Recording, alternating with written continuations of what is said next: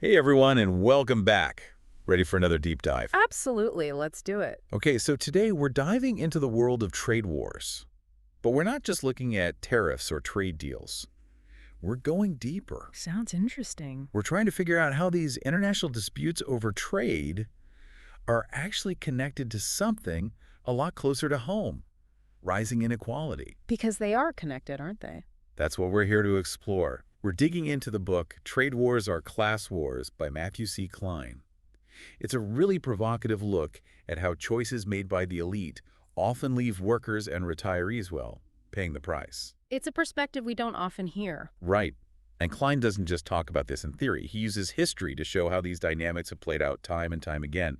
And it's pretty unnerving how familiar it all sounds. History often repeats itself, for better or for worse. Okay, so Klein points to the late 19th and early 20th centuries as a prime example. It was a period of rampant imperialism. And he argues that a lot of those global conflicts actually started because of the growing gap between the rich and the poor within those empires. Because inequality breeds instability, both domestically and internationally. Exactly. So imagine you're a wealthy business owner in England back in the 19th century. Okay, I can picture it. You're doing incredibly well. You've got more money than you know what to do with. But the people around you, Not so much. not so much. They can barely afford the things your factories are making. You need to find somewhere to sell all your stuff, somewhere to invest all that extra cash. And that's where imperialism comes in. Colonies became these captive markets Exactly. It's like they were looking for solutions in all the wrong places. instead of addressing the inequality within. And you know what's crazy? Klein quotes this economist named John A. Hobson, who was writing way back in 1902, over 100 years ago. And even back then, Hobson argued that if income were distributed more fairly, there wouldn't be this need to go out and conquer new markets, because everyone at home would be able to afford to buy stuff, It's amazing how these insights seem to transcend time. right?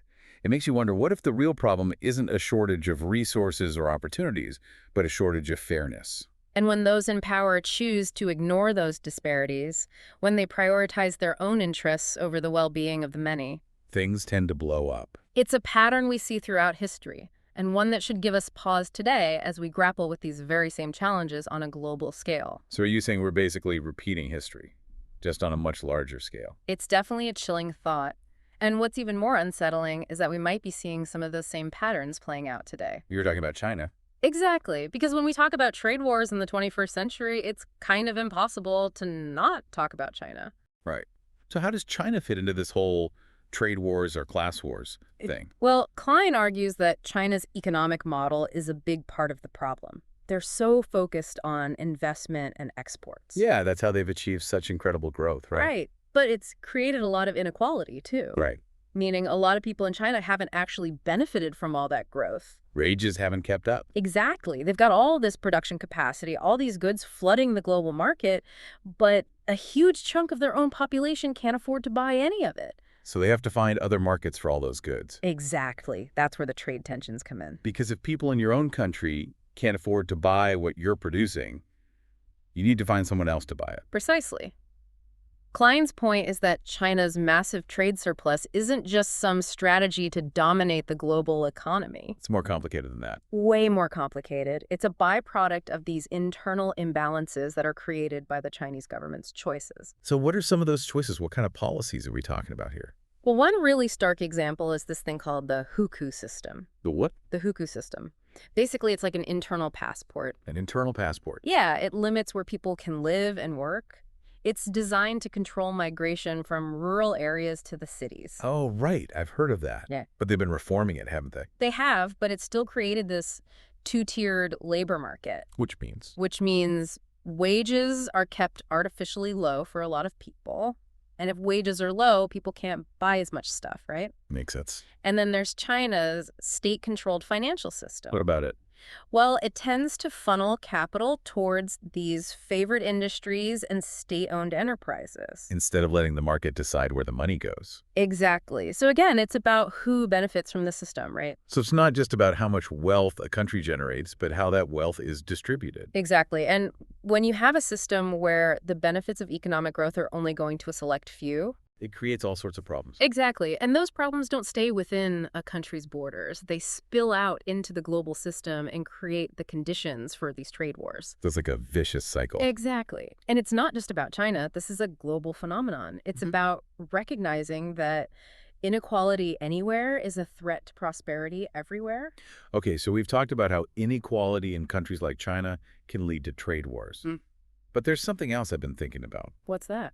Klein doesn't just point fingers at developing countries. He argues that even a country like Germany, a country that's often seen as a model of economic success, might actually be contributing to this global problem. Right. Germany's a really interesting case. They're this economic powerhouse, but they've also got this persistent problem with low domestic demand. Wait, really, Germany? I thought they were known for their exports.